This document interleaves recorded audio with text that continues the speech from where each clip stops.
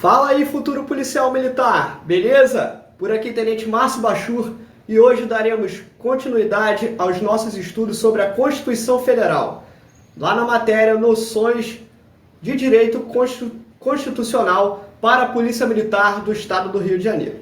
Beleza, meus amigos? Então hoje nós vamos tratar sobre dois assuntos. O primeiro, sobre os militares estaduais. Então nós vamos aprender quem são os militares estaduais, como eles estão organizados e a quem eles estão subordinados. Bem como aprenderemos sobre quais são os órgãos que compõem a segurança pública no Brasil. Então veremos lá no artigo 144 quais são esses órgãos e quais são as suas respectivas funções. Tudo isso aqui no canal no dia de hoje, beleza? Você que não é inscrito aqui no canal, já se inscreva, já dá o joinha e as suas dúvidas você pode deixar aqui nos comentários do nosso vídeo.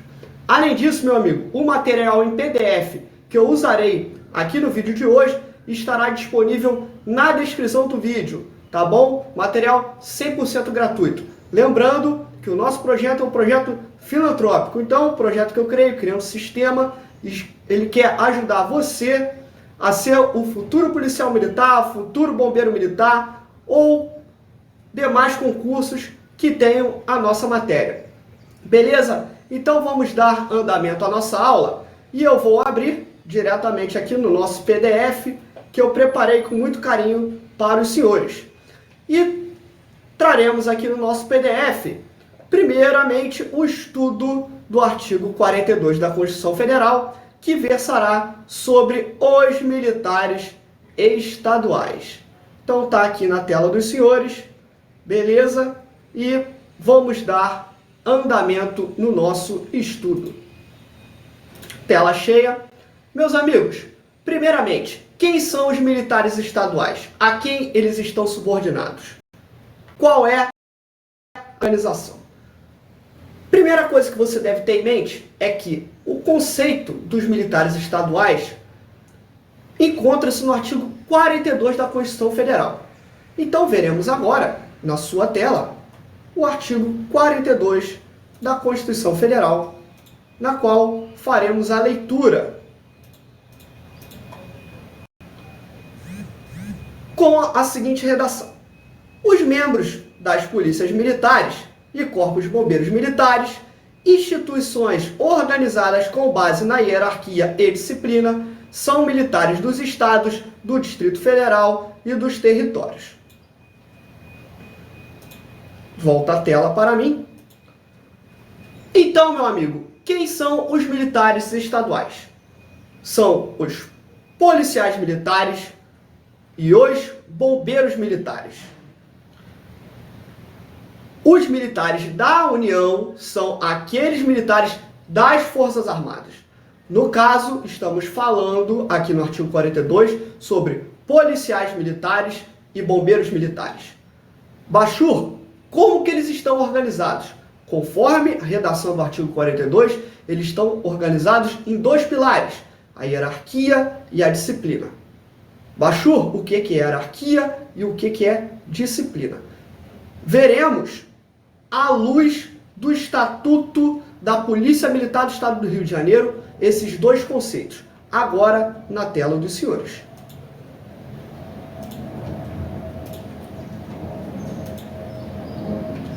Vamos lá, então no artigo 12 do Decreto-Lei número 443 de 1981, no parágrafo 1º, ele vai dar o seguinte conceito para a hierarquia.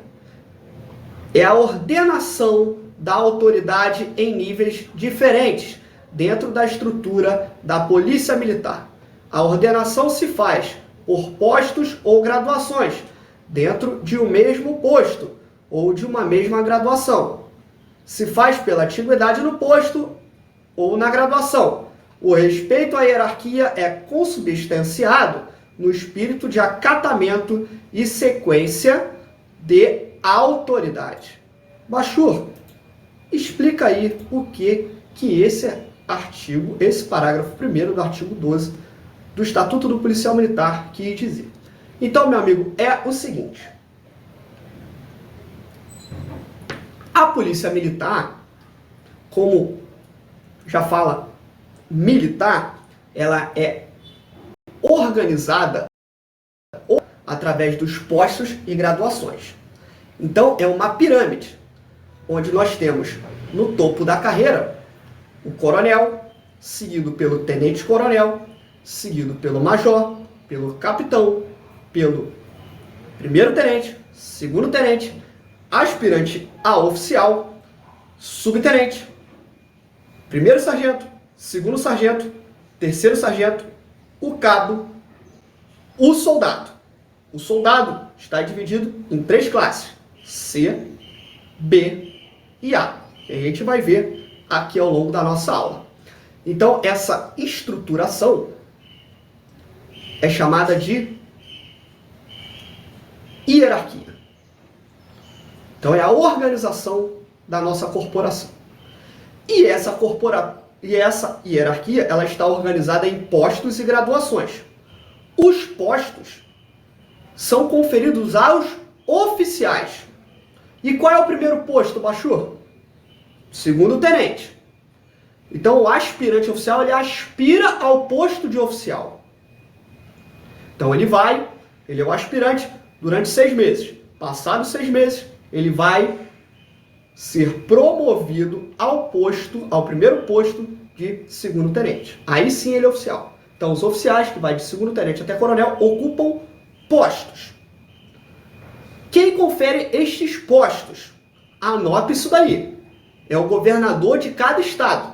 Então, quem vai conferir o posto de segundo-tenente ao aspirante será o governador, através de carta patente. E as graduações? As graduações que começam lá no Cefap, como soldado de classe C, e vai até subtenente, são proferidas pelo comandante geral de cada organização policial militar ou do bombeiro militar. Agora, uma curiosidade aqui do Rio de Janeiro. No estado do Rio de Janeiro, nós temos o quê? Que o comandante geral ocupa também o cargo de secretário estadual de polícia militar. Então, aqui no estado do Rio de Janeiro, a polícia militar é uma secretaria, diferente de outros estados, onde possui uma secretaria de segurança pública, e aí nós temos a polícia civil, a polícia militar, compondo, né, a secretaria de segurança pública, que tem o secretário de segurança pública, que é um cargo político. Aqui no Rio de Janeiro nós temos a figura do secretário de Estado de Polícia Militar, bem como temos a figura do secretário de Estado de Polícia Civil. Beleza? Então, já distinguimos aí os postos e a graduação e a quem confere o posto e a graduação. Tranquilo? Isso aí está no conceito de hierarquia. Agora vamos ver o conceito de disciplina. Então, na tela dos senhores, nós temos o seguinte, conforme o parágrafo 2º, tá, do artigo 12 do Decreto-Lei 443 de 2001, que é o Estatuto do Policial Militar. Disciplina é a rigorosa observância e o acatamento integral das leis, regulamentos, normas e disposição que fundamentam o organismo policial militar e coordenam seu funcionamento regular e harmônico, traduzindo-se pelo perfeito cumprimento do dever por parte de todos e de cada um dos componentes desse organismo. Então, vamos lá. Bachur, o que é a disciplina? Então, como a própria lei fala, a disciplina é o fiel acatamento, o fiel cumprimento às leis, normas e regulamentos, sejam eles gerais ou da corporação. Então, nós, militares em geral, estamos subordinados ao acatamento das leis civis e também das leis militares. Então, esse fiel cumprimento, ele está ligado ao conceito de disciplina. Lembrando que se o policial militar ou militar de qualquer força desacatar essas normas, ele sofrerá uma punição. E essa punição é em caráter administrativo. E aí nós veremos lá na frente até um caso específico que não cabe habeas corpus às punições disciplinares. Tema também dessa aula e que veremos na sequência. Então, beleza? Fechamos aqui quem são os policiais, quem são os militares estaduais, bem como eles estão organizados sobre dois pilares, a hierarquia e a disciplina. Beleza? Vamos dar andamento. Vamos para, novamente, a nossa lei.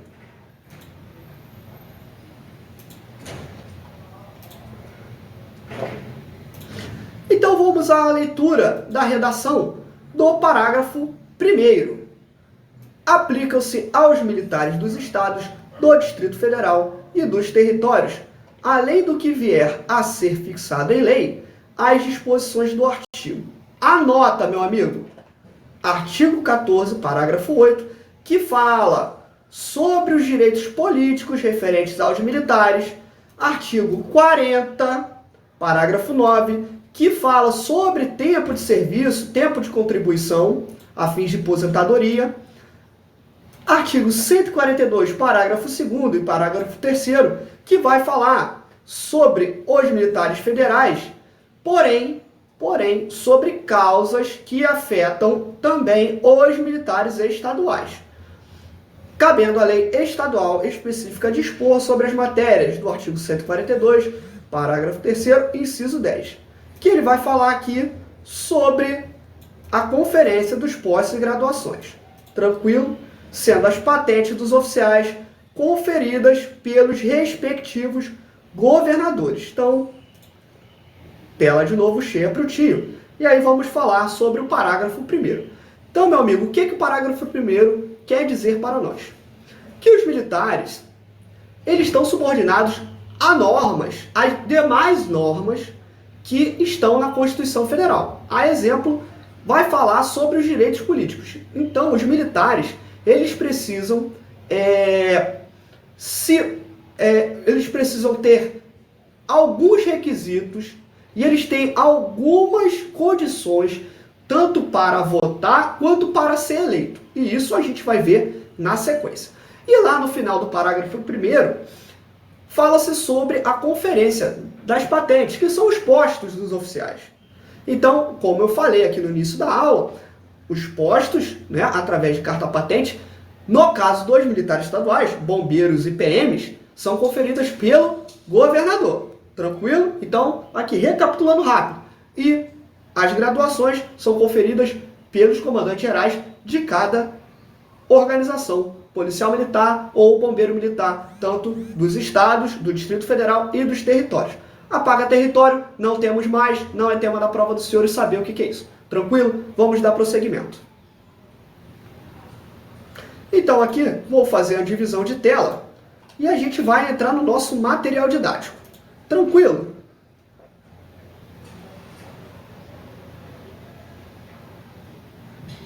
E aí, meu amigo, a gente vai falar sobre uma temática bastante importante, que versa sobre os direitos políticos. Tá? Os militares, eles precisam atentar para algumas coisinhas aí da nossa Constituição Federal. Então, você vai pegar o seu vade-mecum nesse momento e vai lá no artigo 14, parágrafo 2º da Constituição Federal, que ela vai dizer o seguinte: não podem alistar-se como eleitores os estrangeiros e, durante o período de serviço militar obrigatório, os conscritos. Então, pega seu marca-texto e marca essa partezinha aqui que é de suma importância. Durante o período do serviço militar obrigatório, os conscritos. Beleza? Então, tela de novo cheio aqui no tio. E vamos explicar o que ele está falando no parágrafo 2º do artigo 14. Meu amigo, quem são os conscritos? São aqueles militares das Forças Armadas que estão cumprindo seu serviço militar obrigatório. São conhecidos como recruta. Então, um jovem lá de 17, 18 anos que se alistou militarmente, o alistamento militar, tá? Então, grava isso, alistamento militar. Então, naquele ano ali que ele está cumprindo o serviço militar obrigatório, ele é chamado de conscrito. E o conscrito, ele não pode votar. Baixou por que disso? Meus amigos, antes de 88 nós vivíamos sobre o regime militar. E os constituintes, quando criaram a Constituição Militar, tiveram a ideia de restringir no futuro a possibilidade dos oficiais das Forças Armadas, os graduados em geral, fazer a cabeça da molecada para uma possível revolução militar, ou então votar em determinado político que é da cadeia militar e por aí vai. Então, o legislador, o constituinte naquela época, pensou nesse caso aqui do parágrafo 2º do artigo 14, onde o recruta, né, que é a grande massa do Exército Brasileiro, da Marinha do Brasil e da Aeronáutica, então a gente tem mais recrutas, né, do que outros postos e graduações. Então, com isso, para que os conscritos não virem massa de manobra, né, o constituinte, quando escreveu a Constituição, ele teve esse raciocínio de não deixar que o recruta vote. Então é isso que ele quer dizer. Agora vai uma observação aqui, meu amigo. Toma cuidado com o seguinte. Você, quando ingressa no Cefap, lá no Centro de Formação e Aperfeiçoamento de Praça, você é carinhosamente chamado de recruta. Aí eu pergunto para você, você pode votar? Você como aluno do Cefap? Pode. Porque, na verdade, você é policial militar, concursado, você não está cumprindo serviço militar obrigatório e você ocupa o cargo de soldado de classe C. Então, tecnicamente, você é soldado de classe C e não recruta, tá bom? Então, não confunda uma coisa com a outra, tá bom? Tecnicamente, o recruta do Exército é chamado de conscrito, conforme a redação do texto constitucional. E o soldado, o recruta lá da Polícia Militar, que acabou de ingressar aqui no Rio de Janeiro, ele é soldado da Polícia Militar de classe C. Esse sim pode votar. Beleza? Não confunda uma coisa com a outra. Agora nós vamos dar prosseguimento e vamos lá para o parágrafo 8, tá? Do texto constitucional. Se liga na tela. Sobre o direito do militar ser eleito para os cargos políticos, a Constituição Federal, no artigo 14, diz o seguinte. Então vamos ler o que diz o texto constitucional. O militar alistável é elegível, atendidas as seguintes condições. Então, o militar, para se alistar e se candidatar a um cargo político, ele precisa ter atenção para esses dois incisos aqui. O primeiro, se contar menos de 10 anos de serviço, deverá afastar-se da atividade. 2. Se contar mais de 10 anos de serviço, será agregado pela autoridade superior e, se eleito, passará automaticamente ao ato da diplomação para a inatividade. Perdão. Deixa eu voltar a tela para a minha pessoa para explicar o seguinte. Cuidado que o parágrafo 8º, ele fala em militar alistável. Não confunda uma coisa com a outra. Ele não está falando de alistamento militar. Ele está falando de alistamento eleitoral. O que é o alistamento eleitoral, Bachu? Você não tira seu título de eleitor? Para você tirar o seu título de eleitor, você tem que preencher alguns requisitos.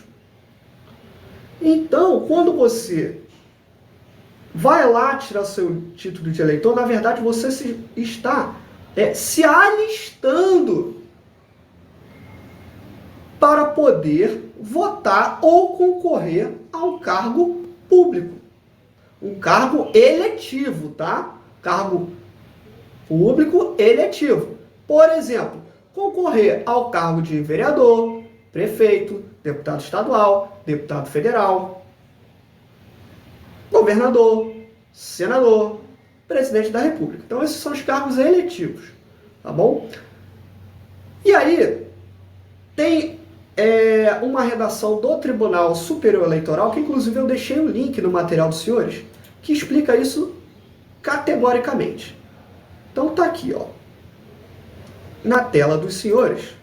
Vou botar até a tela cheia para melhorar a leitura de vossas senhorias. Então tá aí na tela dos senhores, e ele diz o seguinte: o alistamento é a forma pela qual o cidadão adquire seus direitos políticos, tornando-se titular de direito político ativo, capacidade para votar. Então tá aqui, ó, o que é o alistamento eleitoral. O ato de se alistar também possibilita a sua elegibilidade. Então aqui o militar, aquele que pode se candidatar, né, aquele que pode se eleger, é filiação partidária, após a expedição do respectivo título de eleitor. E aqui no material PDF dos senhores, que encontra-se disponível aqui na descrição do vídeo, eu já deixei um link aqui, ó, com a matéria que fala sobre esse alistamento eleitoral. E é bem legal a leitura. E aqui não serve só para o concurso da Polícia Militar, serve para demais concursos. Beleza? E aqui tem o Pega o Bizu. E aí deixa eu voltar a tela para a minha pessoa, para que eu explique o inciso 1 e o inciso 2 do artigo 14, parágrafo 8º. Então, meus amigos, é o seguinte: o militar que quer se candidatar a um cargo político, aqueles cargos que eu já elenquei, né, vereador, deputado, prefeito, governador, presidente, senador e por aí vai. Para que ele concorra a esses cargos, ele precisa atentar para duas situações. A primeira, se esse militar contar com menos de 10 anos de serviço, o que acontece? Para ele concorrer ao cargo político, ele precisa ir para a inatividade. Então ele precisa deixar de ser militar. Caramba, Bachur! E se ele perder?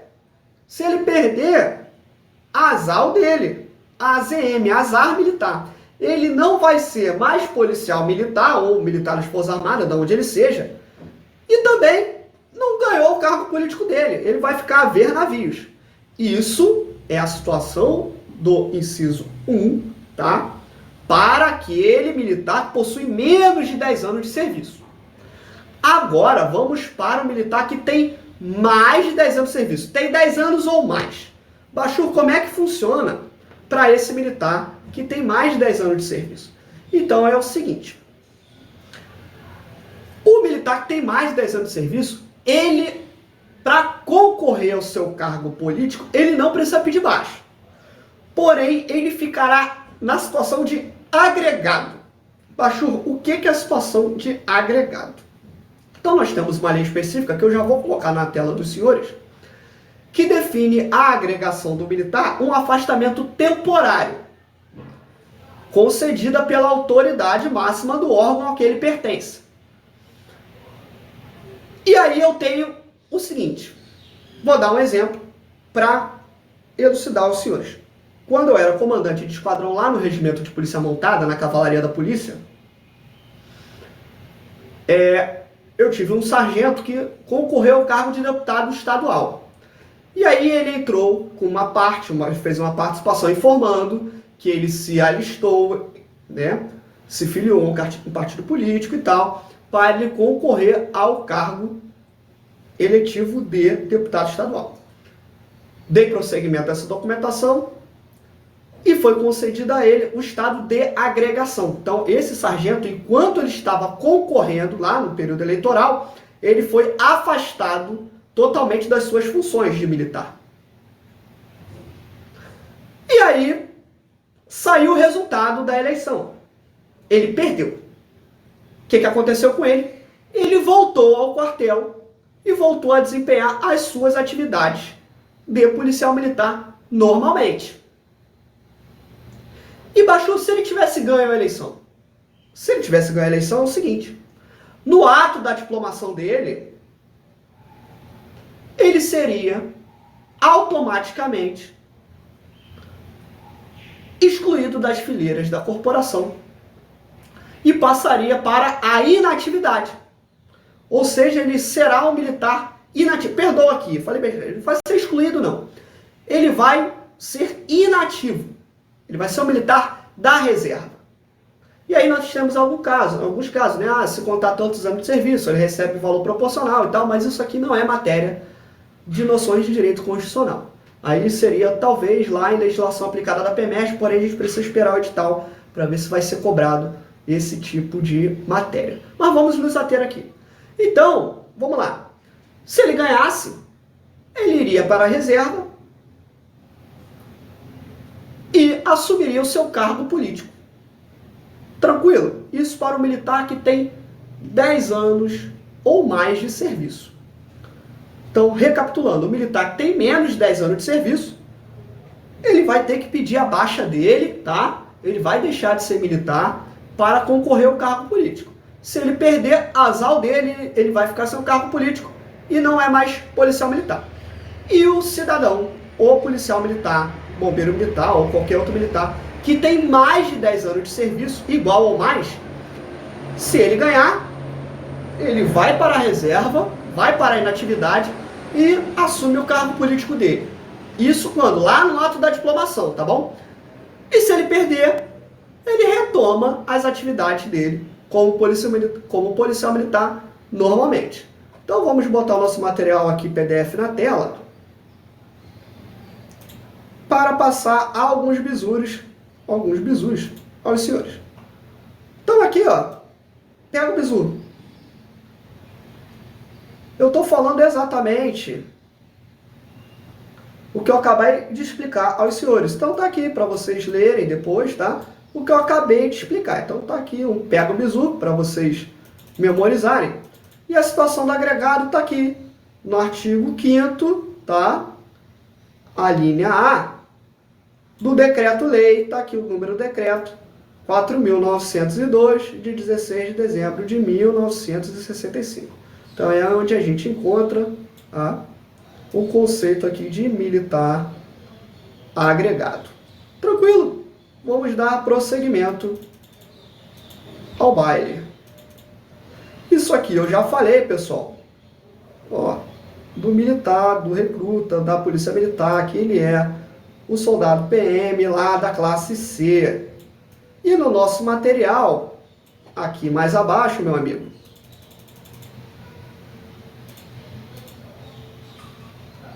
ó, um bônus para os senhores do regulamento, que vai dizer o seguinte: a inclusão do soldado PM dá-se sempre na classe C.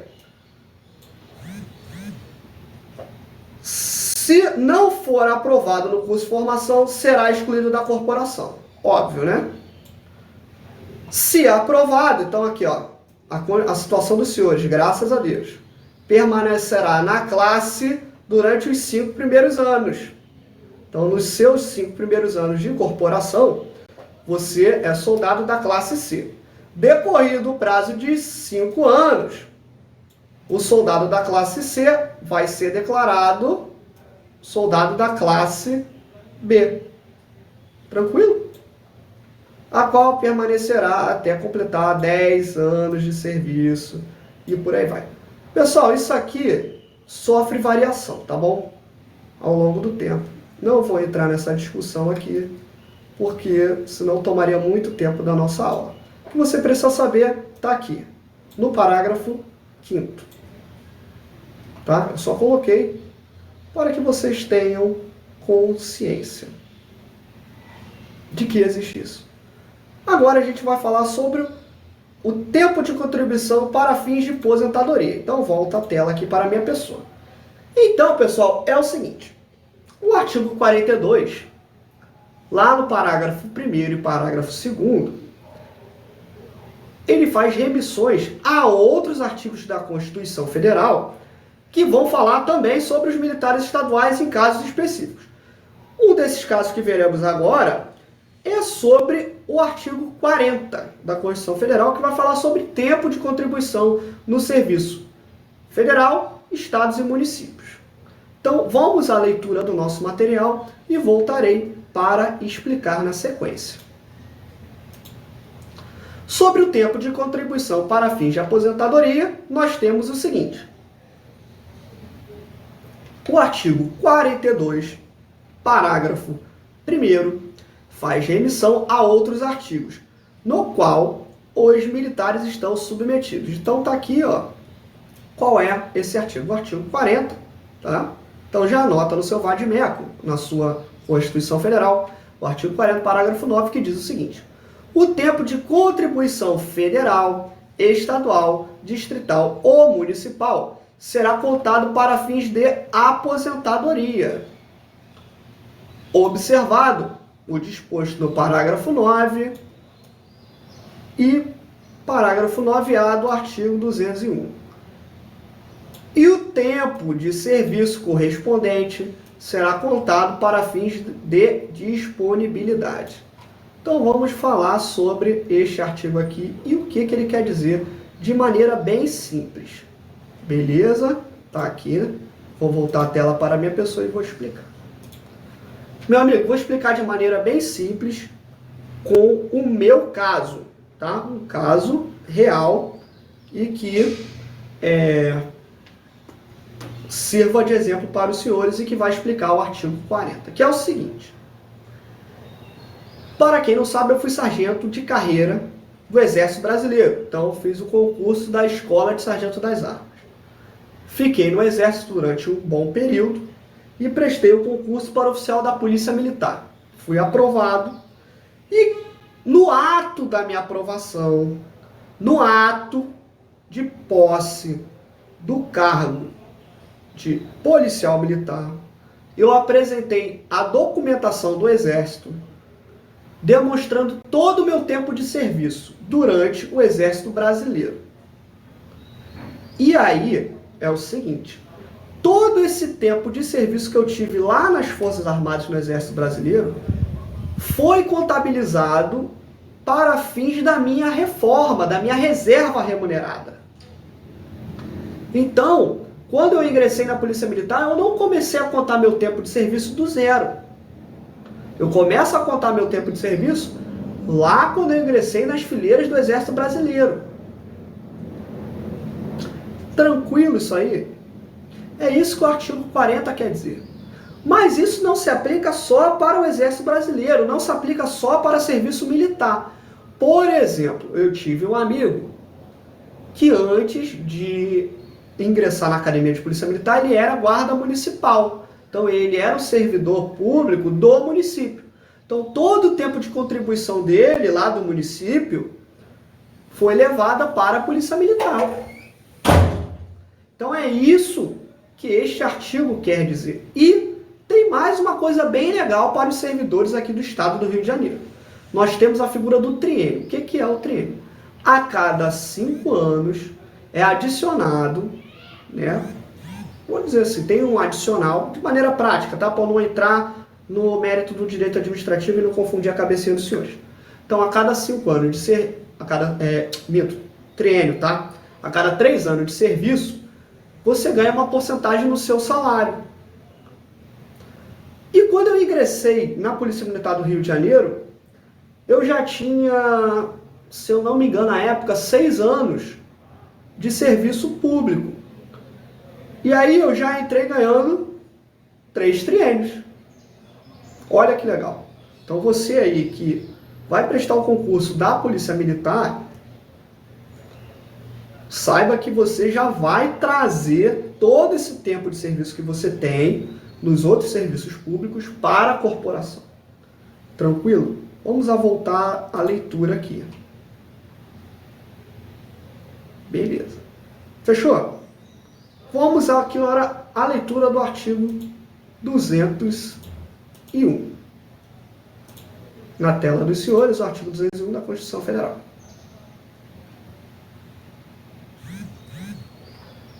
Vamos lá.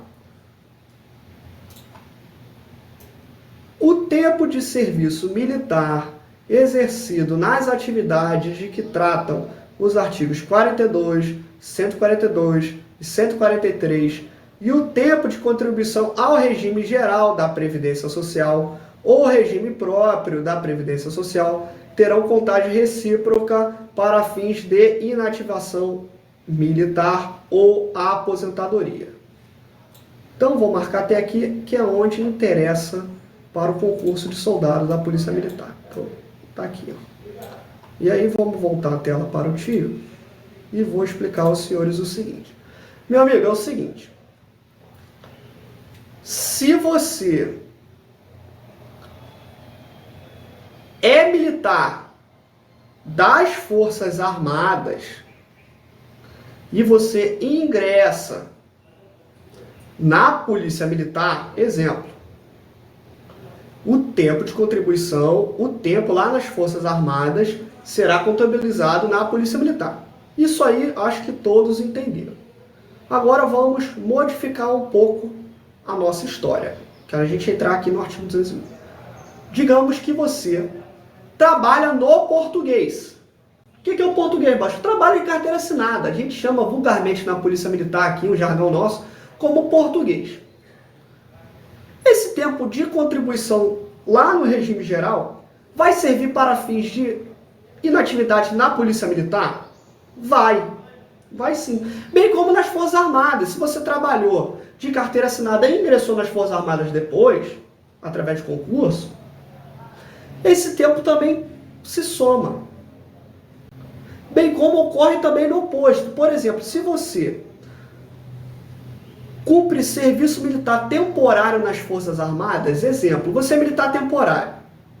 Esse seu tempo de contribuição nas Forças Armadas, quando você for para o serviço privado e trabalhar de carteira assinada, esse seu tempo também vai ser computado.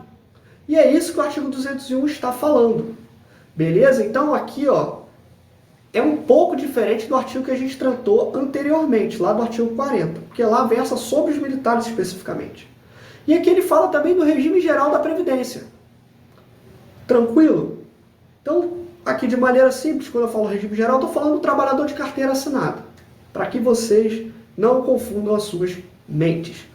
Tranquilo sobre isso aí? Se alguém tiver alguma dúvida, é só deixar na descrição aqui do vídeo ou me procurar lá no canal do Instagram e deixar via direct. Beleza? Vamos dar prosseguimento à nossa aula.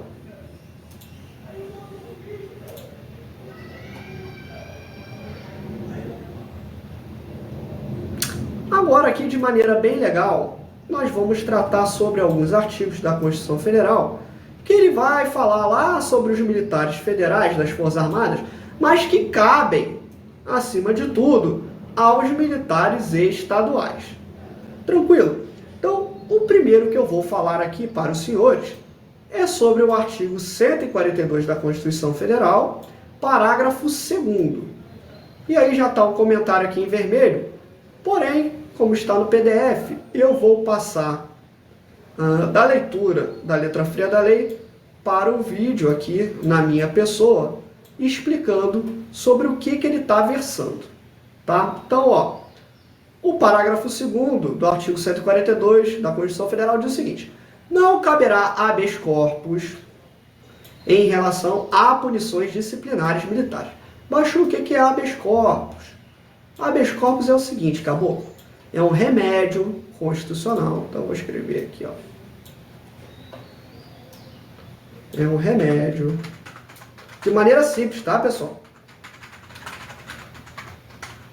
Constitucional, aplicável àqueles que estejam presos ou na iminência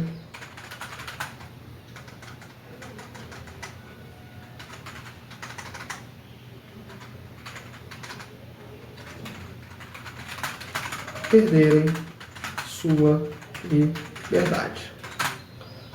Então, tá aqui na tela dos senhores, o vídeo está gravado, né? Então, depois é só assistir se tiver alguma dúvida e o tio vai explicar. Então, meu amigo, primeiro vamos explicar aqui para você o que é um habeas corpus. É um remédio constitucional. Remédio constitucional é, quando você está doente, você precisa curar aquela doença, não precisa? Aí você toma o quê? Um remédio. É a mesma coisa que um remédio constitucional. Vamos dizer que você foi preso injustamente. Ou que você está preso lá e os seus familiares acham que aquela causa da prisão é injusta. Qual é o remédio para você livrar aquela pessoa da prisão? Um habeas corpus. Então, e o habeas corpus é legal, porque não precisa você ter um advogado para você entrar com habeas corpus. Qualquer pessoa do povo pode entrar com habeas corpus, e ele não precisa ser escrito, ele pode ser oral, ele não tem uma forma, pode ser escrito no papel de pão.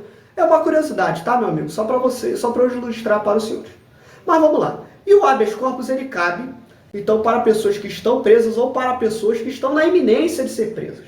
Então, o habeas corpus, ele pode ser preventivo ou repressivo. Preventivo, quando você está na iminência de ser preso.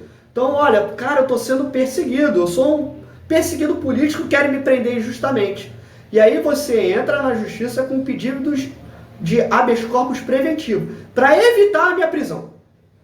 E se eu já estou preso, eu entro com pedido de habeas corpus repressivo, para me livrar da prisão. Então, o meu direito de ir e vir, a minha liberdade, ela está ferida. Então, qual é o remédio? Habeas corpus. Ah, Bachur, e por que não cabe para punições disciplinares dos militares? É o seguinte, acho que todo mundo sabe que o militar é o único caboclo que pode ser preso pelo cometimento de uma transgressão disciplinar, que não é um crime. A regra é que você só pode ser preso nesse país se você cometeu um crime. Ou no caso de pensão alimentícia, que aí é uma prisão, né, de caráter civil, não uma prisão pena, né, uma prisão penal. Mas vamos nos ater aqui às transgressões disciplinares. Então, transgressão disciplinar, acho o que é transgressão disciplinar. Por exemplo, você chegar atrasado para o serviço, você se apresentar mal fardado, e aí nós temos lá no regulamento disciplinar da Polícia Militar o rol, né, das infrações disciplinares. E caramba, Bachur, quer dizer que eu posso ser preso, cara, por uma transgressão disciplinar? Pode. E pasmem, você não pode entrar com habeas corpus pedindo a sua soltura por conta dessa prisão administrativa, por conta dessa prisão disciplinar. Você não pode. Você não pode chegar lá para o juiz e falar assim, olha, eu estou preso injustamente porque o coronel me deu essa prisão aqui disciplinar, falando que eu fiz isso, eu fiz aquilo, mas eu não fiz, cara. Não fiz. Estou falando genericamente, não fiz isso. Não cabe ao Poder Judiciário dizer se o coronel estava certo ou errado naquela sua punição disciplinar. Isso aí não cabe. Isso aí cabe aos militares, a quem tem competência de punir. Agora presta atenção no que eu falei. Quem tem competência de punir. Agora vamos ao seguinte. Digamos que a autoridade que te aplicou a prisão disciplinar não era competente para aplicar aquela prisão. Aí você pode entrar com habeas corpus? Aí pode. É o único caso que você pode ingressar no judiciário pedindo habeas corpus para livrar alguém de uma prisão disciplinar no âmbito militar. Por que disso? Porque fere o princípio da legalidade. E também até uma causa de abuso de poder. Se a pessoa não tinha autoridade para decretar a sua punição de prisão, aquele ato é um ato ilegal. E a regra no nosso país é a liberdade. Então, por isso, que somente nesses casos de ilegalidade, no que tange a autoridade que não era competente para decretar aquela prisão de caráter disciplinar, aí sim o judiciário pode, sim, conceder o habeas corpus. Beleza? Joinha. Vamos novamente para a tela e vamos ver aqui na sequência. Então, pessoal, tá aqui, ó. o comentário do que eu acabei de falar, tá bom? Tá aí na tela dos senhores. Trabalho de casa, essa leitura, tá bom? Agora vamos dar prosseguimento no artigo 142, parágrafo 3º, inciso 10, sendo as patentes oficiais conferidas pelos governadores. Falei lá no início da aula. Então é o seguinte, tela no tio, rapidinho. Pessoal, as patentes dos oficiais das Forças Armadas, elas são conferidas pelo presidente da República, beleza?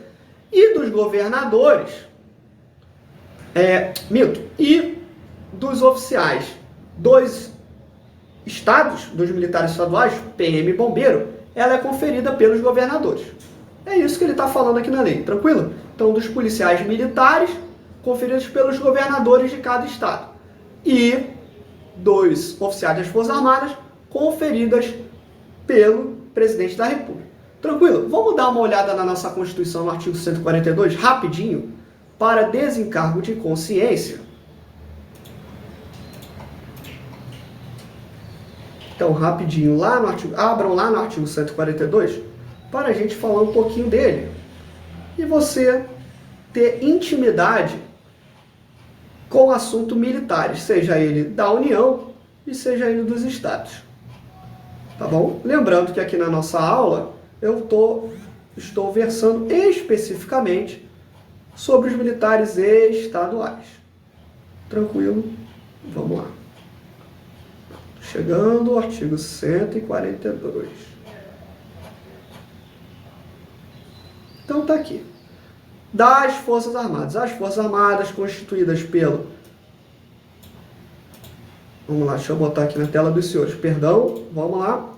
As Forças Armadas constituídas pela Marinha, pelo Exército, pela Aeronáutica, são instituições nacionais permanentes e regulares, organizadas com base na hierarquia e na disciplina, sob a autoridade suprema do Presidente da República, e destinam-se à defesa da pátria, a garantia dos poderes constitucionais, por iniciativa de qualquer destes, da ordem e da lei.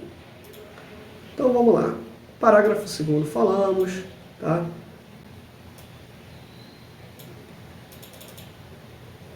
Então, para o inciso 1 foi o que eu acabei de falar sobre o Presidente da República.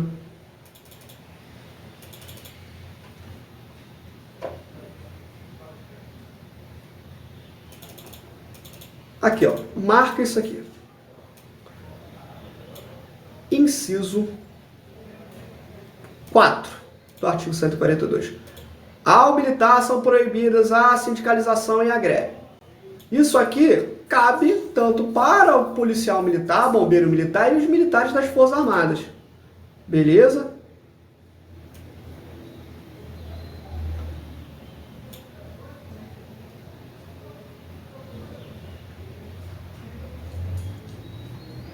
Inciso 10. Vamos à leitura do inciso 10, que isso aqui é bem legal e cabe a você que é concurseiro, pessoal. Vamos lá. A lei disporá sobre o ingresso nas Forças Armadas os limites de idade, a estabilidade e outras condições de transferência do militar para a inatividade. Tranquilo? O que eu quero trabalhar com os senhores é isso aqui, a parte inicial. A lei disporá sobre o ingresso das Forças Armadas os limites de idade. Então, eu quero entrar aqui. Pessoal, o STF já falou que não é inconstitucional a adoção de limite de idade para ingresso tanto nas Forças Armadas quanto nas polícias e bombeiros militares e até em outras instituições policiais. Porém, é preciso um requisito para impor esse limite de idade. A lei, ou seja, uma lei específica, deve versar sobre isso. No caso de vocês, futuros policiais militares, qual é a lei que fala sobre isso? Estatuto da Polícia Militar, Estatuto do Policial Militar do Estado do Rio de Janeiro. A lei, o decreto-lei número 443 de 1981. Então, se tiver na lei, pode. Agora, o que não pode é o seguinte, não tem nenhuma lei falando sobre isso, bem como isso se aplica à altura também, tá? Limite de altura. E aí vinha o edital colocando lá requisitos que não encontram guarida na lei. Aí isso não pode, tranquilo? Isso não pode. Agora, se tem lei específica que versa sobre esse limite de idade, limite de altura, tranquilo. O STF já bateu o martelo e falou que pode. Tranquilo? É isso aí que a lei está falando. Vamos dar prosseguimento agora, pessoal, ao nosso material didático.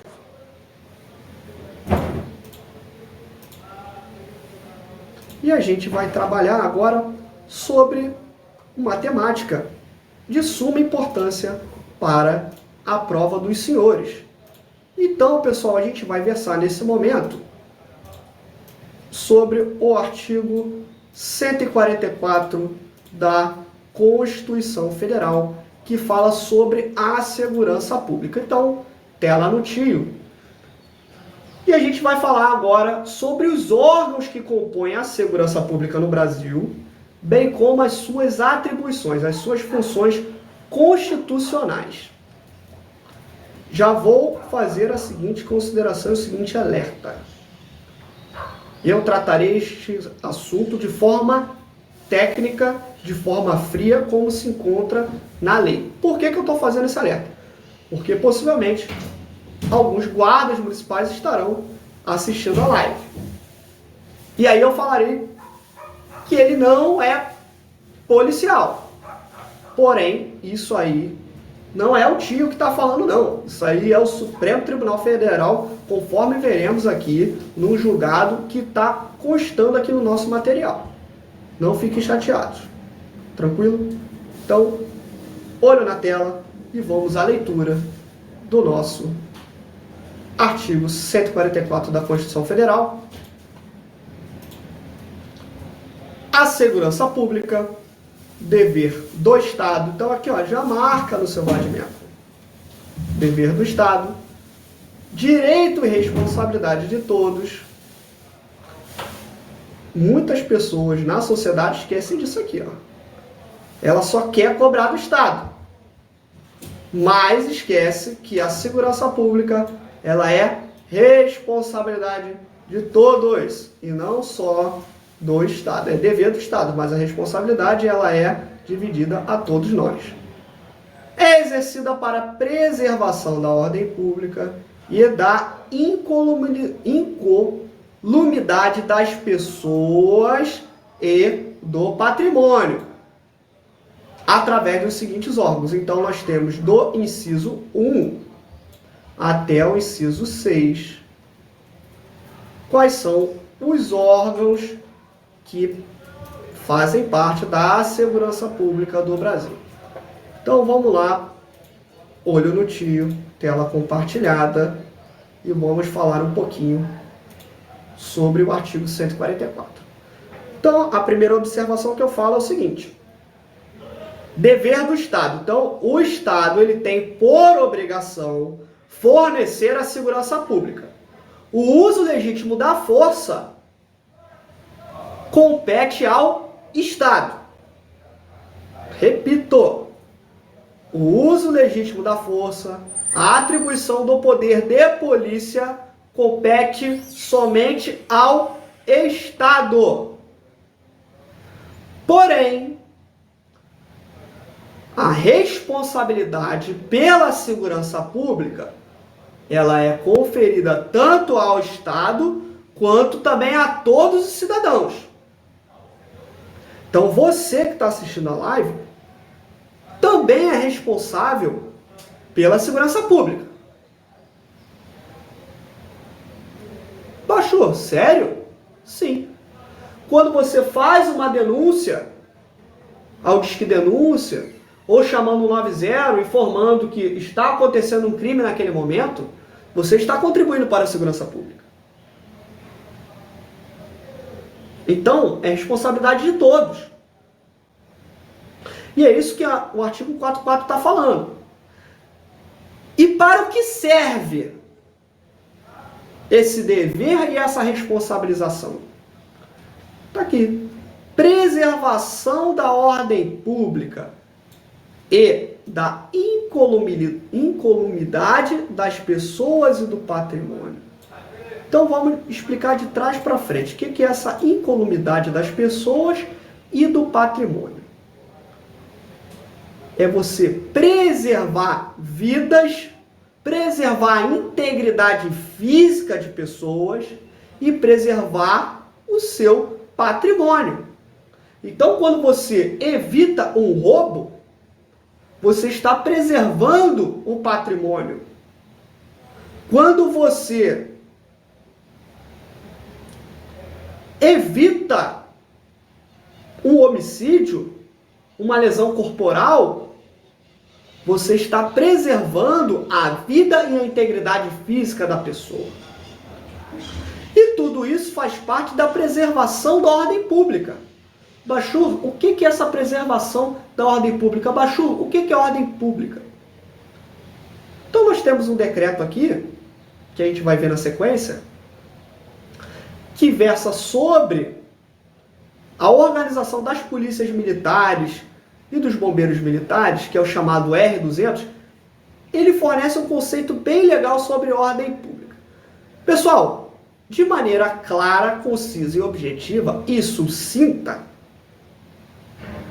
ordem pública é o seguinte: é o respeito às ordens, às leis, às normas, para que as pessoas que convivem em sociedade possam viver em harmonia e pacificidade.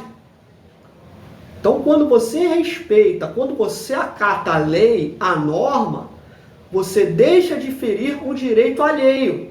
E com isso você passa a viver em harmonia social. E aí quando tem um indivíduo, um marginal, por que marginal? Porque ele vive à margem da lei. Ele não está vivendo sobre o acatamento da lei, sobre o acatamento das normas. Então quando esse marginal comete um crime, ele está quebrando a ordem pública. E quando tem diversas pessoas quebrando a ordem pública, eu tenho um caos social. E esse caos social pode gerar perturbações, convulsões sociais, ao ponto de você ter que intervir de forma mais enérgica. E aqui no Rio de Janeiro nós tivemos, lá no governo do Pezão, a intervenção federal na segurança pública. Na época era o presidente Michel Temer, através de decreto presidencial, a intervenção da União aqui no Estado, no que tange à segurança pública. Então é isso. E vamos lá, Bachur, quem são os órgãos que pertencem à segurança pública? O primeiro, Polícia Federal. Segundo, Polícia Rodoviária Federal. Terceiro, Polícia Ferroviária Federal. Cara, anota isso aqui, porque muita gente não sabe que deveríamos ter uma Polícia Ferroviária Federal.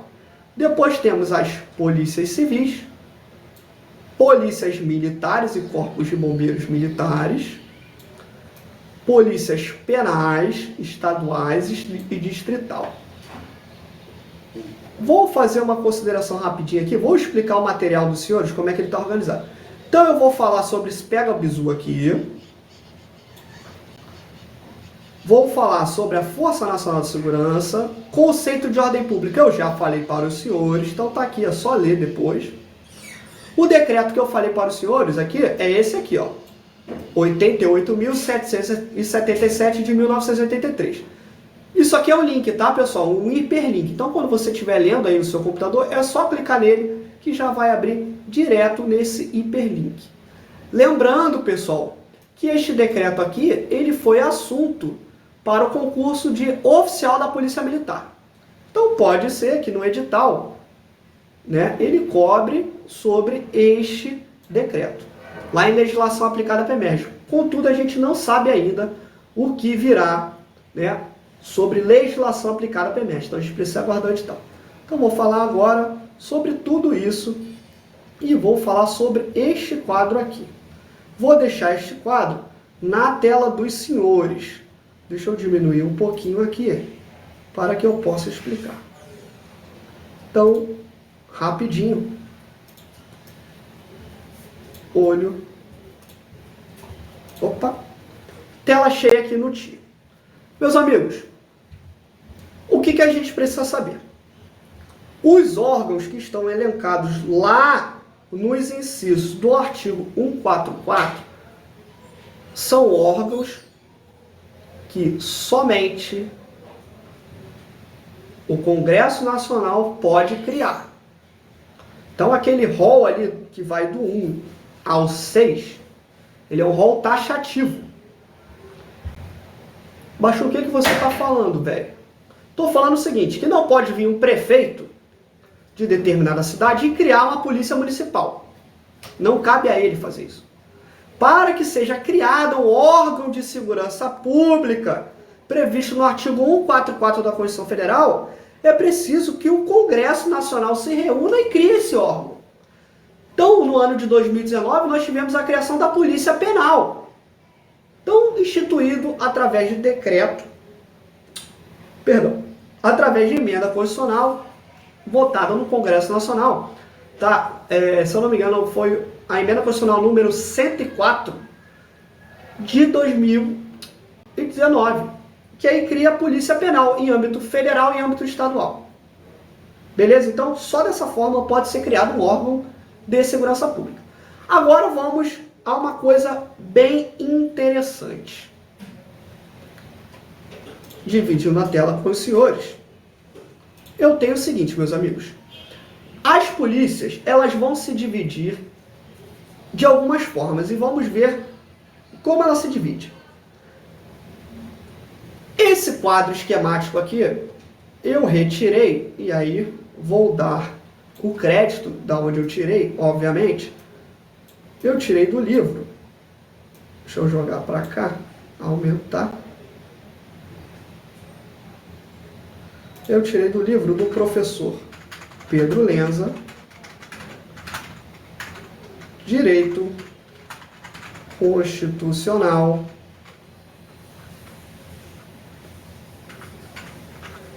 esquematizado. Então esse livro aqui eu indico, esse livro é um livro bem legal, tá? É um livro bem bacana. Quem puder adquirir, de alguma forma, é legal. Esse livro aqui é bem legal para concurso que cai em Direito Constitucional. Então o professor Pedro Lenza, ele dividiu a polícia em polícia administrativa e polícia judiciária. Então vamos às explicações aqui. Meus amigos, as polícias, elas são divididas em polícia da União, em âmbito federal, e polícia dos estados. Não existe polícia municipal. Então, quando a Constituição foi criada, quando ela foi promulgada, o Constituinte não pensou nisso. Então, ele não quis dar a competência aos municípios para se ter uma polícia. Guarda essa informação. Essa competência de ter polícia cabe à União e aos estados. Quais são as polícias da União? Então, anota aí. Polícia Federal, Polícia Rodoviária Federal, Polícia Ferroviária Federal e Polícia Penal Federal. E nos estados nós temos quem? Polícia Militar, Corpo de Bombeiro Militar, e aí eu vou falar o porquê que eu estou falando do polícia e bombeiro junto, Polícia Civil e Polícia Penal dos estados. Beleza? Meu amigo, o bombeiro militar, em alguns estados, como no exemplo de São Paulo, não é uma organização independente. Então lá em São Paulo só existe polícia militar.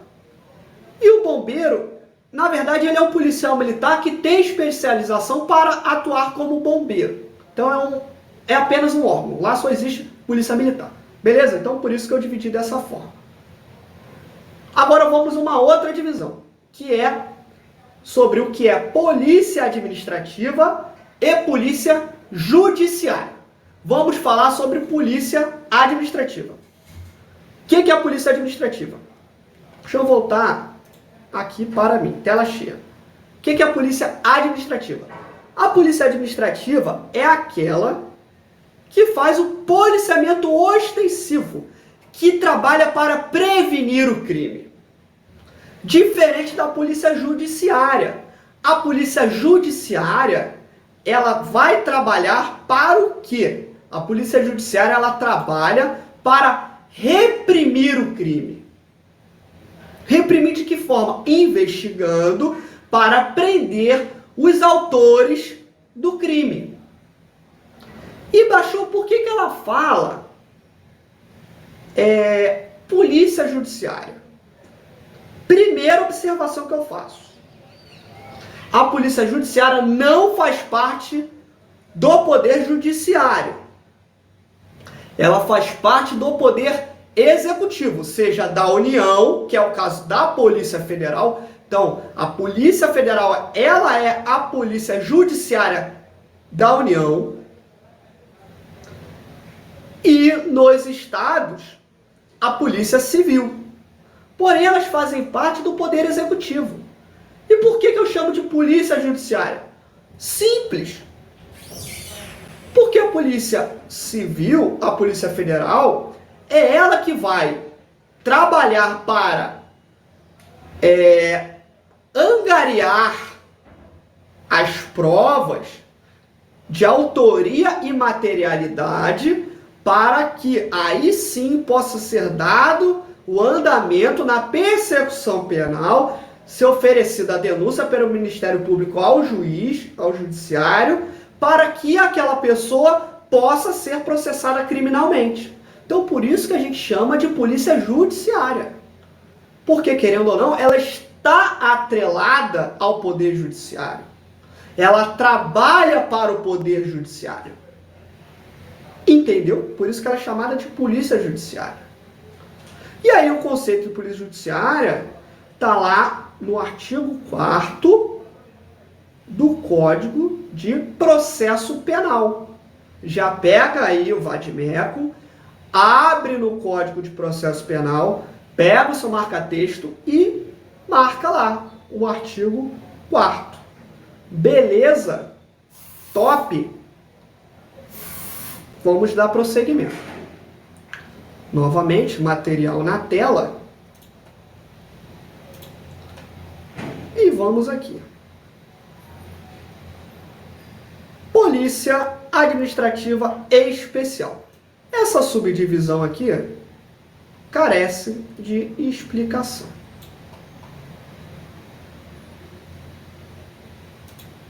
Olha para mim.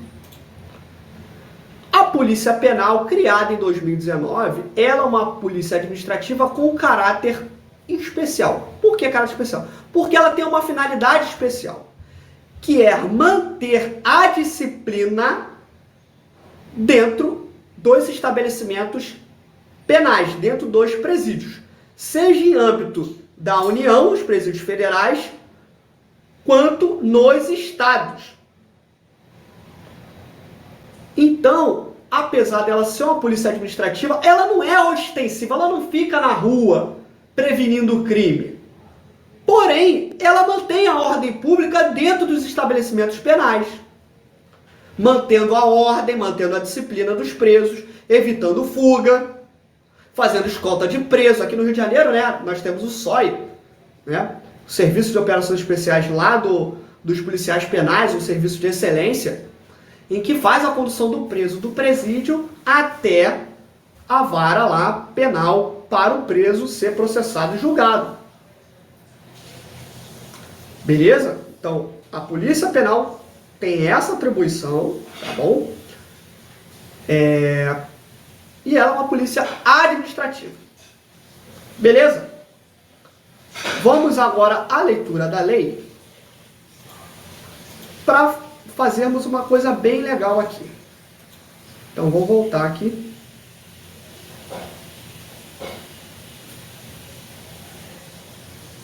Tela compartilhada. Beleza? Tela compartilhada. Meus amigos, nós temos a função específica de cada órgão que compõe o artigo 144 da Constituição Federal. Porém, antes de entrar na função específica da Polícia Federal, da Polícia Rodoviária, da Polícia Ferroviária, das Polícias Militares, da Polícia Civil, eu vou falar sobre uma polêmica aqui rapidinho, que é a Força Nacional de Segurança. Então, tá indo e pega esse bizu. Meus amigos, a Força Nacional de Segurança ela não é um órgão de segurança pública. Ela foi criada através de decreto presidencial no ano de 2004 pelo presidente Luiz Inácio Lula da Silva para atuar em casos extremos. Então, lá no ano de 2004, nós tivemos diversas greves, tanto de polícia militar quanto de polícia civil. E aí os governadores precisavam de uma força para atuar como polícia dentro dos seus estados. E aí surgiu um convênio, então presta atenção, ó, surgiu um convênio entre a União e os estados para criar a Força Nacional de Segurança Pública. Então ela não é um órgão, ela é um esforço entre a União e os estados, onde os estados fornecem os policiais, bombeiros e até policiais civis para que estes atuem em outros estados, através de subsídios dados pelo governo federal. Então ela não é um órgão permanente. Ela é um convênio. E ela pode ser dissolvida a qualquer momento. Beleza? Então, não vou entrar em polêmica aqui, porque tivemos diversas denúncias aí, que entrou até o STF, o STJ no meio para julgar se a Força Nacional era inconstitucional ou não, e por aí vai. Lembro também que tinha atuações de ex-militares das Forças Armadas que estavam na reserva, na Força Nacional. Não vou entrar nesse mérito. O que você precisa saber é que a Força Nacional não é um órgão. O órgão, somente aqueles que estão nos incisos do artigo 144. Tranquilo? Então, vamos dar prosseguimento. Polícia Federal. Então, vamos à leitura do parágrafo 1º do artigo 144 da Constituição Federal. Tela cheia. Deixa eu aumentar para os senhores.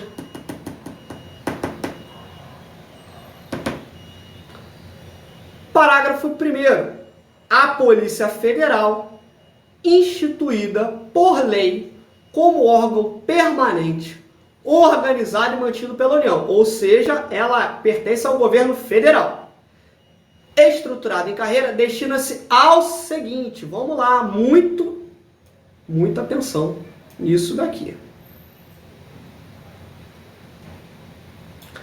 Apurar infrações penais contra a ordem política.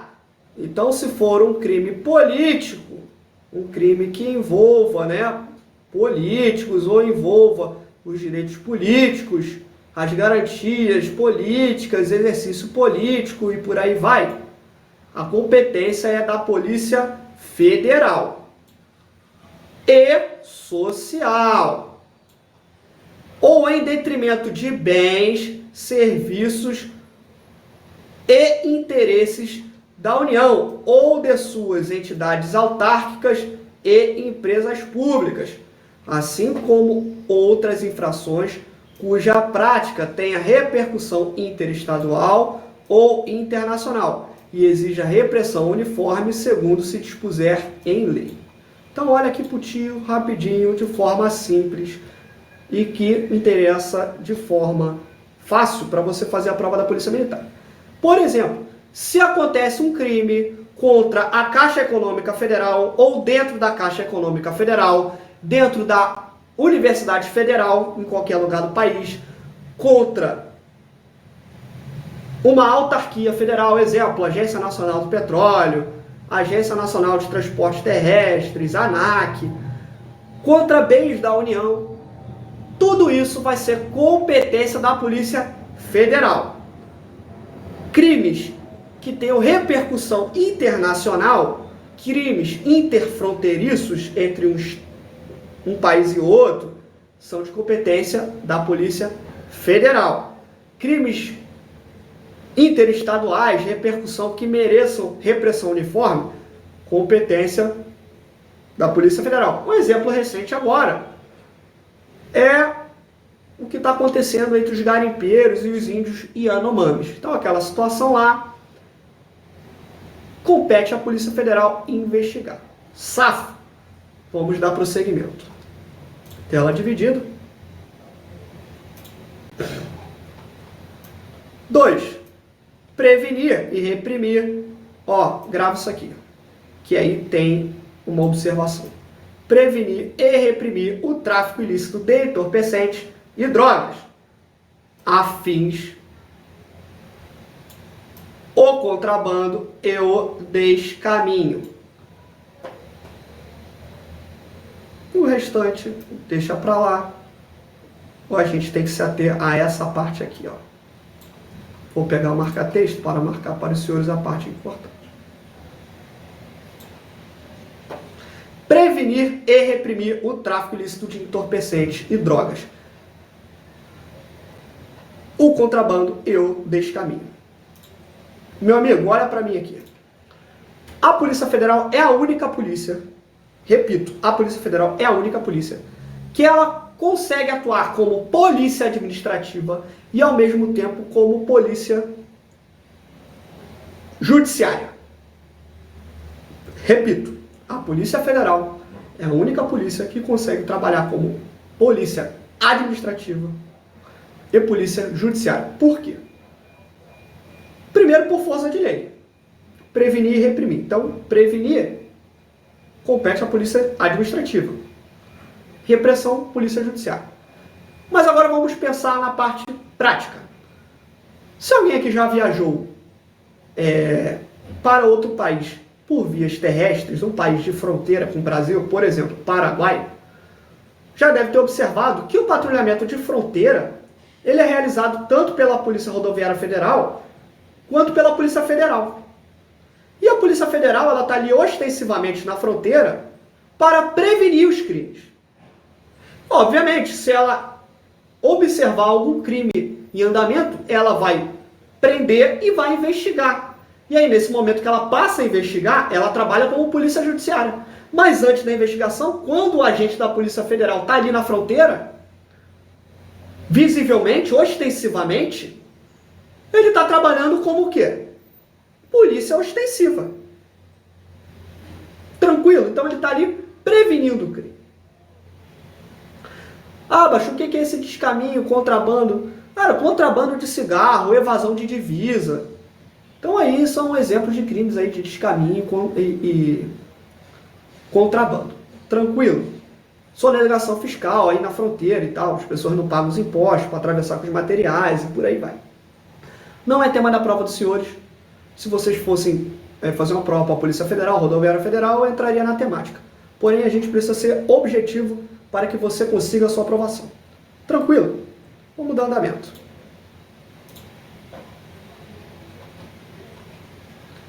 Aqui esse comentário é exatamente o que eu falo sobre a polícia trabalhar, a Polícia Federal trabalhar como polícia preventiva e repressiva.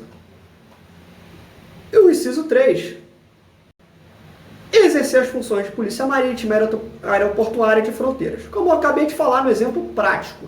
Então a Polícia Federal ela vai estar tanto nos portos, quanto nos aeroportos e quanto nas fronteiras secas, para poder receber as pessoas que vêm de fora, avaliar passaporte, se ela tem visto ou não, se ela tem autorização para permanecer no Brasil ou não, e por aí vai.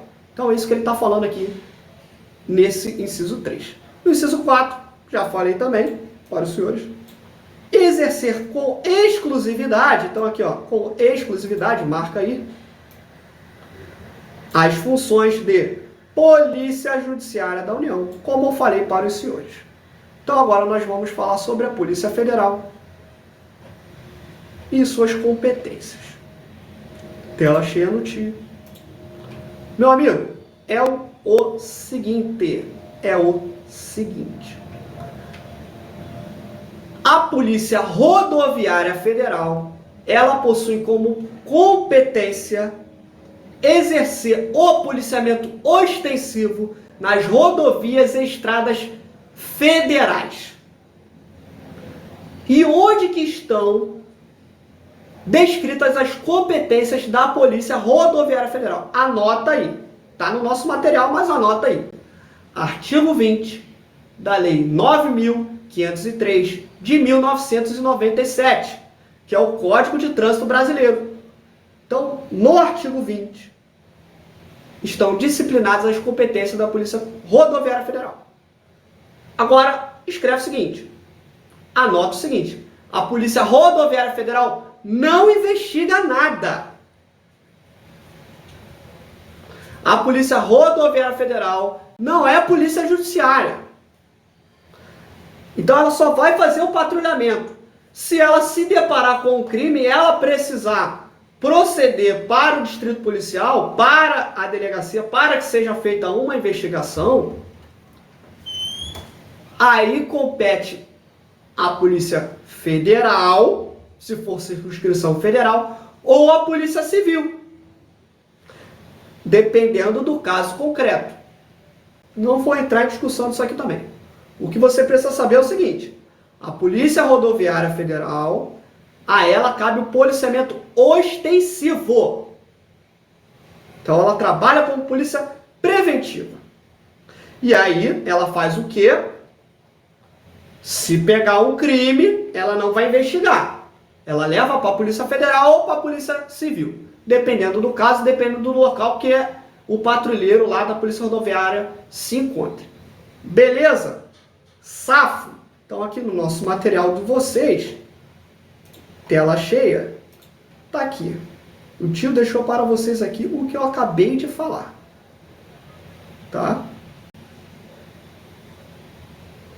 Deixei o artigo 20 todo do CTB para que vocês saibam as competências da Polícia Rodoviária Federal, conforme está na tela dos senhores. Tranquilo? Agora vamos para a Polícia Ferroviária Federal. Tela cheia no tio. Muita gente nem sabe que a gente tem a previsão de uma Polícia Ferroviária Federal. Já falo logo, na prática não temos esse órgão. Então, esse órgão é muito antigo, ele foi instituído lá no governo ainda de Dom Pedro II, na época do Império. E naquela época era conhecido como Polícia dos Caminhos de Ferro. Porém, meus amigos, até hoje nós não temos a Polícia Ferroviária Federal. Bachur, e quem faz a segurança das rodovias federais? Meus amigos, quem faz são vigilantes. Então, infelizmente, não temos esse órgão de segurança pública, né? Na prática não temos, tem previsão, mas na prática não temos.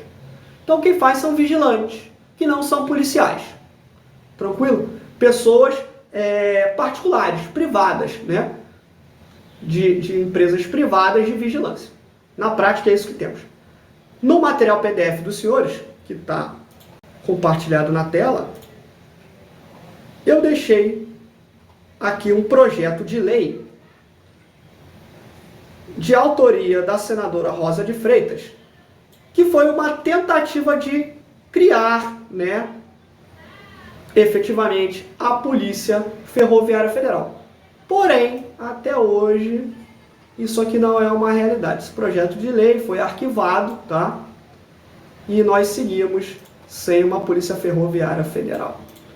Vamos agora para a Polícia Civil.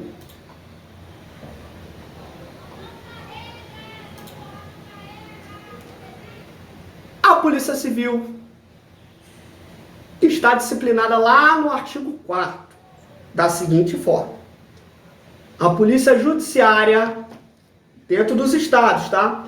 Será exercida pelas autoridades policiais no território de suas respectivas circunscrições e terá por fim a apuração de infrações penais e de sua autoria. Agora vamos falar aqui.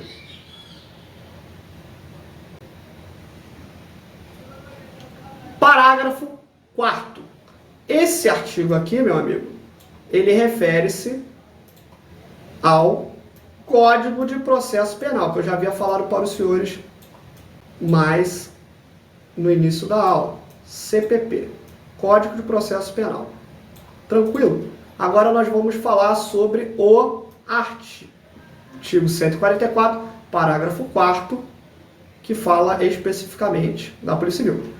As polícias civis, dirigidas por delegados de polícia, de carreira incumbem, ressalvada a competência da União, as funções de polícia judiciária e a apuração das infrações penais, exceto as militares. Então, olho no tio. É o seguinte, meu amigo, aconteceu um crime. A Polícia Civil, o delegado de polícia, tomou conhecimento de um crime através da notícia crimes. Ou de uma queixa, alguém foi lá reclamar. A quem compete investigar esse crime? A Polícia Civil. No âmbito da sua circunscrição. Ou seja, dentro dos estados. Naqueles crimes que não fazem parte da incumbência da Polícia Federal, como a gente falou anteriormente. Então toma cuidado com isso.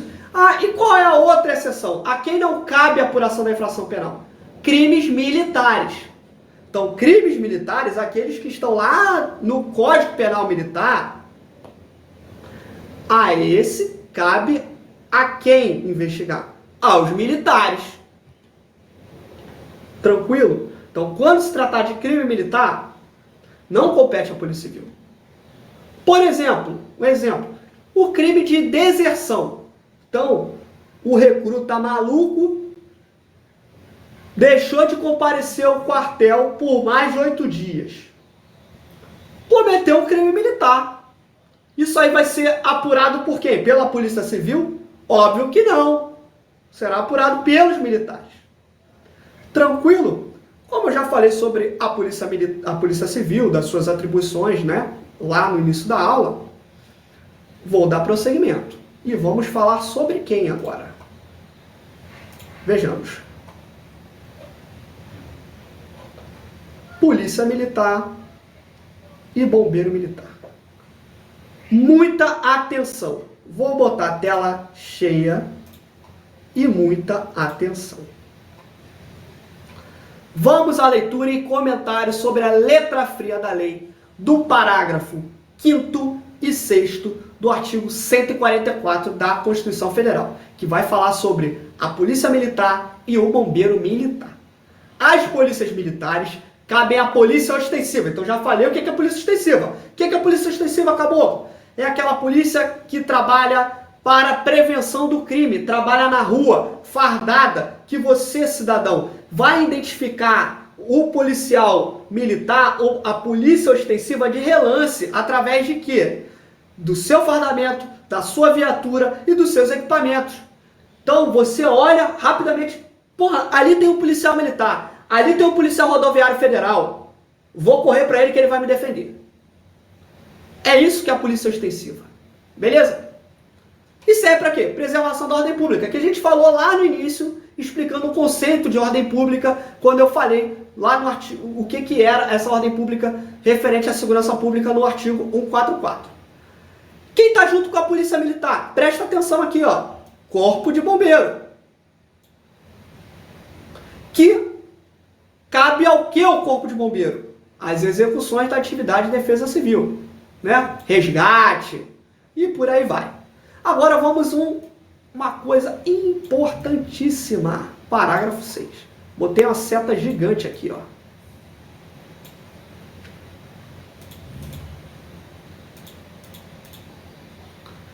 As polícias militares e os corpos de bombeiros militares, forças auxiliares e reserva do Exército, subordinam-se juntamente com as polícias civis e as polícias penais estaduais e distrital aos governadores dos estados, do Distrito Federal e dos territórios. Tela cheia, no tio, e vou falar.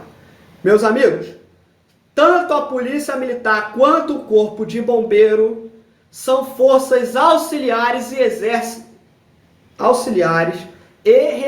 do Exército Brasileiro. O que isso quer dizer?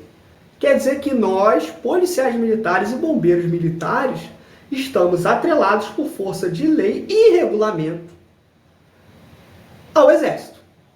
Tanto é que o Exército fiscaliza as atividades das polícias militares e dos bombeiros militares através das suas inspetorias gerais de polícia, as IGPM, Então, se a polícia quer comprar um armamento diferente, com dotação tal e tal, ela quer aumentar seu efetivo e por aí vai, é preciso pedir anuência ao Exército, através das inspetorias gerais de polícia.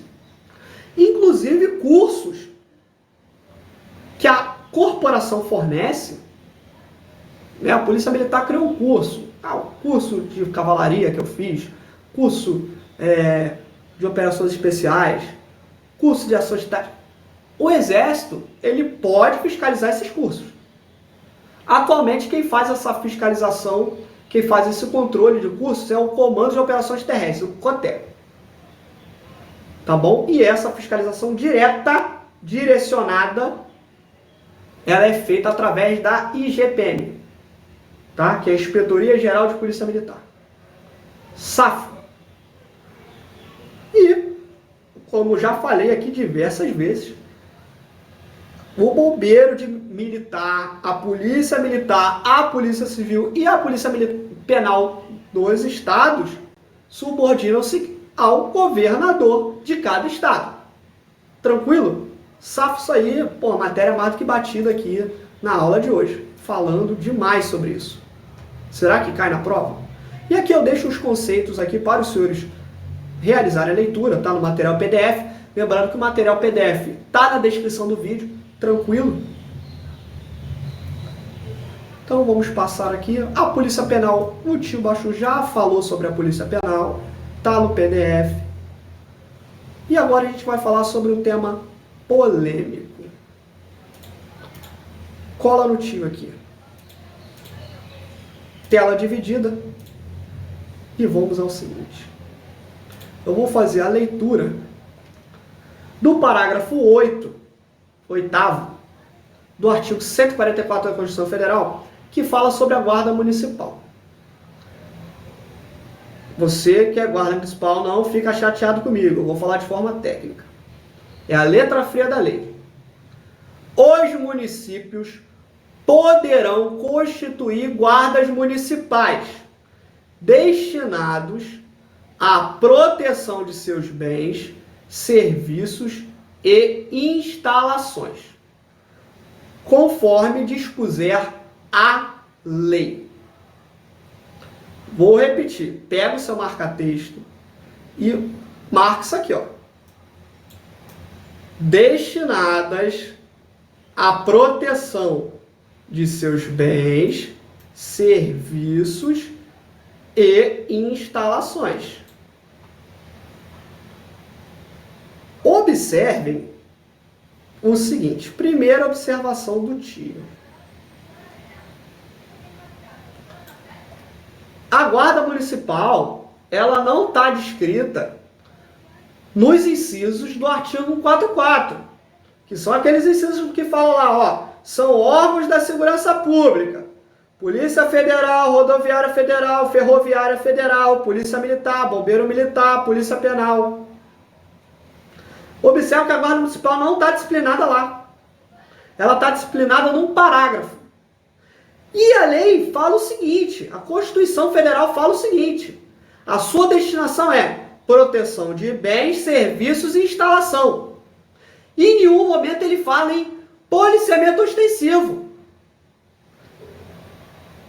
Então, para quem gosta aí de programa policial, já deve ter visto aí a Guarda Civil Metropolitana lá de São Paulo fazendo policiamento ostensivo. Aí eu pergunto para os senhores, esta prática está prevista na Constituição Federal?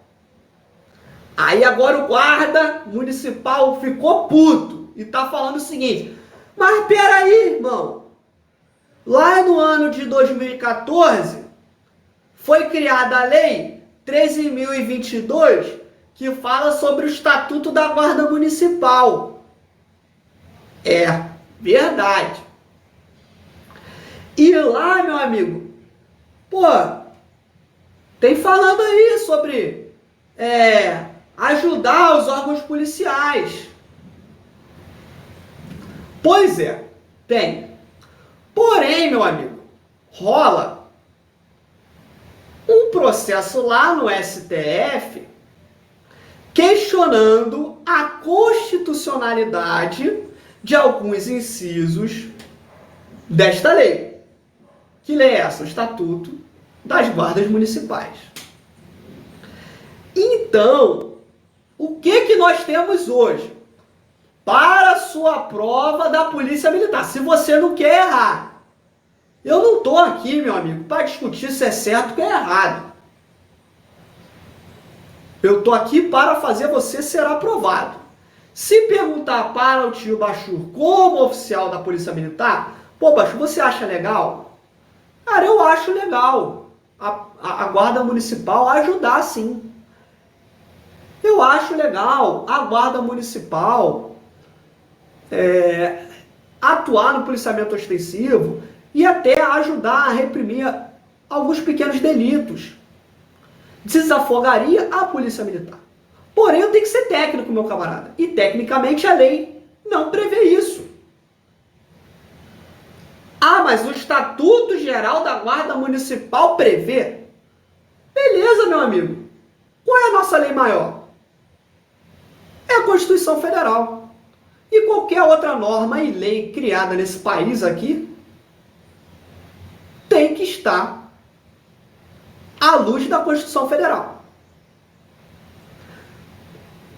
Dito isto, eu deixei aqui o link para os senhores e sugiro que todos leiam essa reportagem aqui que está no site Conjur, que versa sobre o julgamento de uma prisão realizada pela Guarda Civil Metropolitana de São Paulo.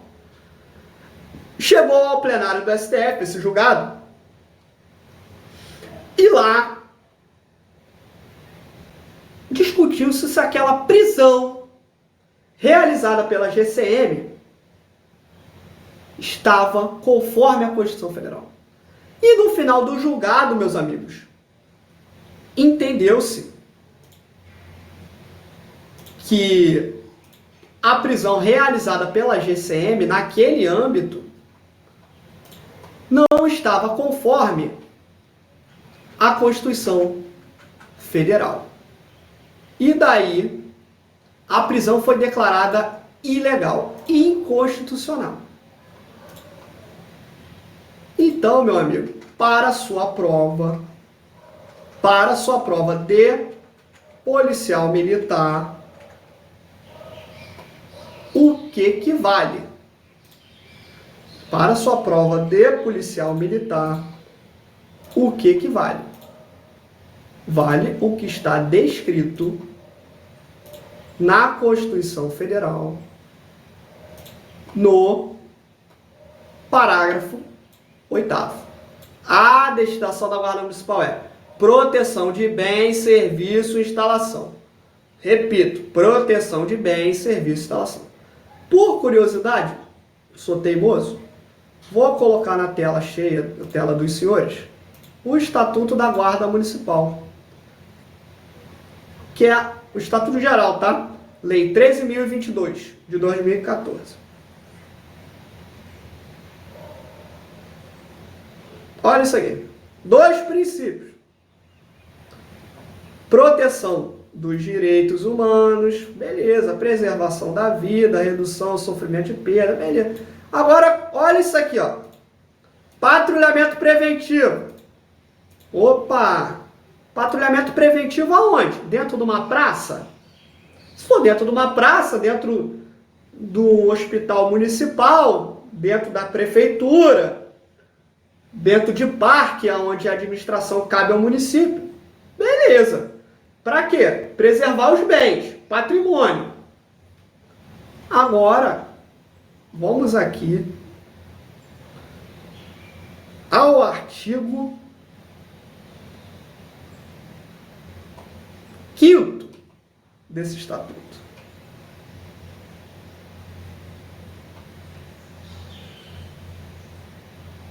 E eu vou ler aqui para os senhores.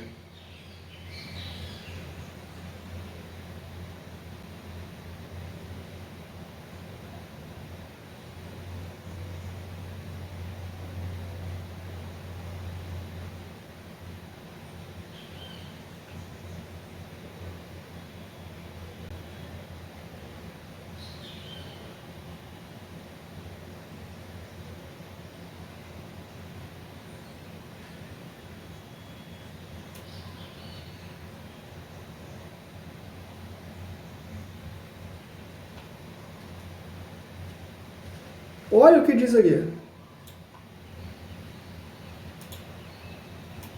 Olha o que diz aqui. Integrar-se com os demais órgãos de poder de polícia administrativa, visando contribuir com a normatização e fiscalização de posturas e ordenamento urbano e municipal. Guarda a informação.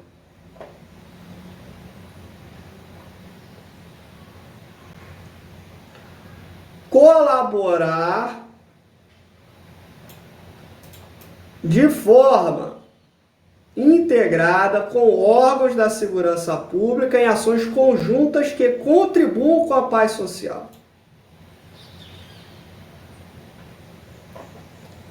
Tem outra aqui.